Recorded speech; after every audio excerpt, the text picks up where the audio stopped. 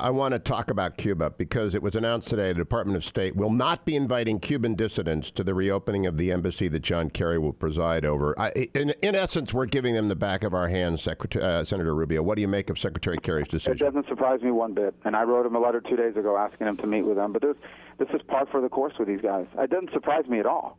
They have basically ignored the whole human rights issues. They give it lip service. They say, oh, we remain concerned. Meanwhile, this weekend, dozens of protesters were rounded up and beaten, peaceful protesters, women among them. We have the photos to prove it. Cuba's not going to change until the Cuban government changes. And the Cuban government has flat out said, we are not changing anything.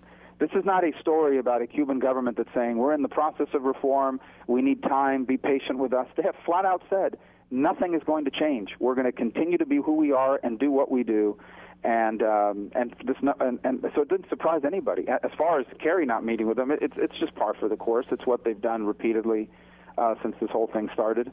And I don't think they're genuinely interested in pressing that point. Will you close that embassy if you're elected president? Yeah, I mean, first of all, the facility is an intersection, so it'll still be there. It will not be called an embassy when I'm president. Because embassies are designed for countries we have diplomatic relations with, and we shouldn't have diplomatic relations with an anti-American communist dictatorship that continues to oppress its own people 90 miles from our shores. We have now given them international recognition, and what we're basically saying is your form of government is legitimate. We recognize it as a legitimate form of government that represents the Cuban people. We shouldn't. I don't.